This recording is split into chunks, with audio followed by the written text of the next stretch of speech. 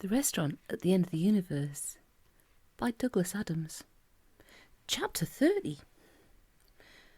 The stars came out that night, dazzling in their brilliance and clarity. Ford and Arthur had walked more miles than they had any means of judging, and finally stopped to rest. The night was cool and balmy, the air pure, the sub-ether sensomatic totally silent. A wonderful stillness hung over the world, a magical calm which combined with the soft fragrances of the woods, the quiet chatter of insects, and the brilliant light of the stars to soothe their jangled spirits. Even Ford Prefect, who had seen more worlds than he could count on a long afternoon, was moved to wonder if this was the most beautiful he had ever seen. All that day they had passed through rolling green hills and valleys, richly covered with grasses, wild-scented flowers, and tall, thickly-leaved trees. The sun had warmed them, light breezes had kept them cool, and Ford Prefect had checked his sub-ether sensomatic at less and less frequent intervals, and had exhibited less and less annoyance at its continued silence. He was beginning to think he liked it here. Cool though the night air was, they slept soundly and comfortably in the open, and awoke a few hours later with the light dewfall, feeling refreshed but hungry. Ford had stuffed some small rolls into his satchel at Millyway's, and they breakfasted off these before moving on.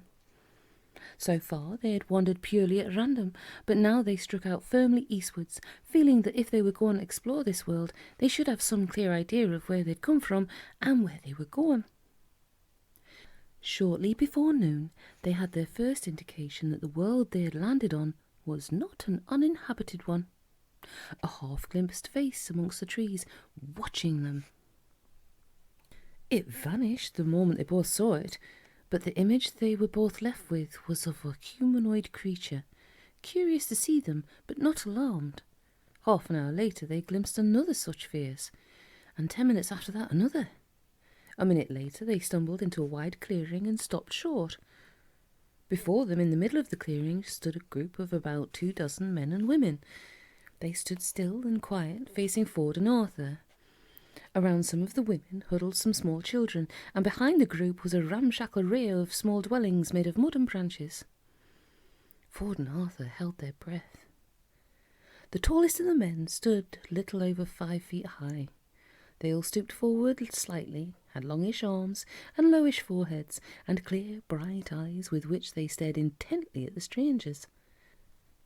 Seeing that they carried no weapons and made no move towards them, Ford and Arthur relaxed slightly.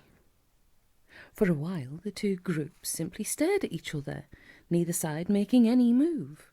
The natives seemed puzzled by the intruders, and whilst they showed no sign of aggression, they were quite clearly not issuing any invitations. Nothing happened. For a full 2 minutes, nothing continued to happen. After 2 minutes, Ford decided it was time something happened. "Hello," he said. The women drew their children slightly closer to them. The men made hardly any discernible move, and yet their whole disposition made it clear that the greeting was not welcome. It was not resented in any great degree, it was just not welcome. One of the men, who had been standing slightly forward of the rest of the group, and who might therefore have been their leader, stepped forward. His face was quiet and calm, almost serene. He said quietly. This caught Arthur by surprise. He had grown so used to receiving an instantaneous and unconscious translation of everything he heard via the babelfish lodged in his ear that he'd ceased to be aware of it, and he was only reminded of its presence now by the fact that it didn't seem to be working. Vague shadows of meaning had flickered at the back of his mind, but there was nothing he could get any firm grasp on. He guessed, correctly as it happens, that these people had as yet evolved no more than the barest rudiments of language, and that the babelfish was therefore powerless to help. He glanced at Ford, who was infinitely more experienced in these matters. "I think," said Ford out of the corner of his mouth, "he's asking us if we'd mind walking on round the edge of the village." A moment later, a gesture from the man-creature seemed to confirm this.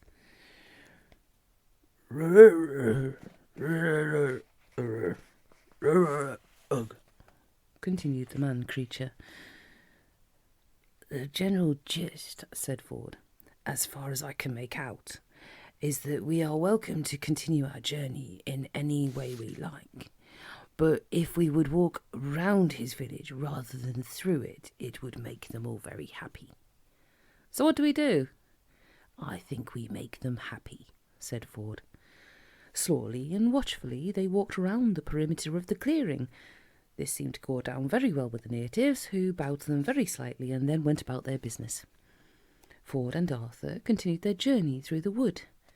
A few hundred yards past the clearing, they suddenly came upon a small pile of fruit lying in their path. Berries that looked remarkably like raspberries and blackberries, and pulpy green-skinned fruit that looked remarkably like pears. So far they had steered clear of the fruit and berries they had seen, though the trees and bushes were laden with them. "Look at it this way," said Ford. "Fruit and berries on strange planets either make you live or make you die. Therefore the point at which to start toying with them is when you're going to die if you don't. That way you stay ahead. The secret of healthy hitchhiking is to eat junk food." They looked at the pile that lay in their path with suspicion. It looked so good it made them almost dizzy with hunger. "Look at it this way," said Ford. "Yes," said Arthur. "I'm trying to think of a way of looking at it which means we get to eat it," said Ford. The leaf-dappled sun gleamed on the plump skins of the things which looked like pears. The things which looked like raspberries and strawberries were fatter and riper than any author had ever seen, even in ice cream commercials. "Why don't we eat them and think about it afterwards?" he said. "Maybe that's what they want us to do." "All right, look at it this way." "Sounds good so far." "It's there for us to eat. Either it's good or it's bad. Either they want to feed it to us or to poison us. If it's poisonous and we don't eat it, they'll just attack us some other way. If we don't eat, we lose out either way." "I like the way you're thinking," said Ford. "Now eat one." Hesitantly, Arthur picked up one of the things that looked like pears. "I always thought that about the Garden of Eden story," said Ford. "Eh?"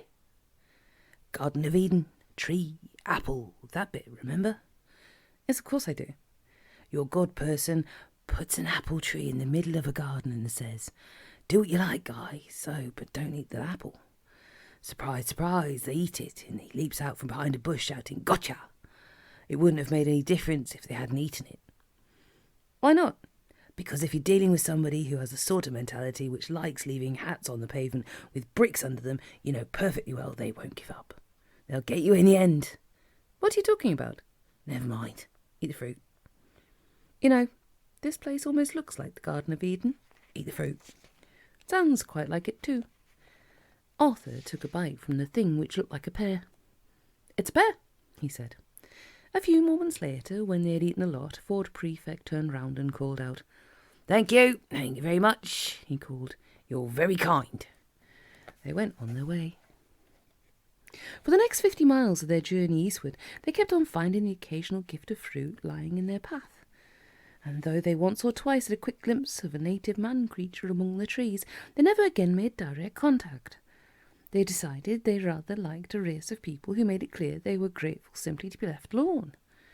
The fruit and berries stopped after 50 miles because that was where the sea started. Having no pressing calls on their time, they built a raft and crossed the sea.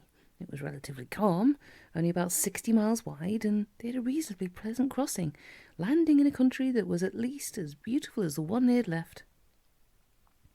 Life was, in short, ridiculously easy, and for a while at least they were able to cope with the problems of aimlessness and isolation by deciding to ignore them. When the craving for company became too great, they would know where to find it, but for the moment they were happy to feel that the Golgafrintians were hundreds of miles behind them. Nevertheless, Ford Prefect began to use his sub-ether sensomatic more often again. Only once did he pick up a signal, but that was so faint and from such an enormous distance that it depressed him more than the silence that had otherwise continued unbroken. On a whim, they turned northwards. After weeks of travelling, they came to another sea, built another raft and crossed it. This time it was harder going. The climate was getting colder. Arthur suspected a streak of masochism in Ford Prefect. The increasing difficulty of the journey seemed to give him a sense of purpose that was otherwise lacking. He strode onwards relentlessly. Their journey northwards brought them into steep mountainous terrain of breathtaking sweep and beauty. The vast, jagged, snow-covered peaks ravished their senses. The cold began to bite into their bones. They wrapped themselves in animal skins and furs, which Ford Prefect acquired by a technique he once learned from a couple of ex-Prelite monks running a mind-surfing resort in the hills of Hunyan.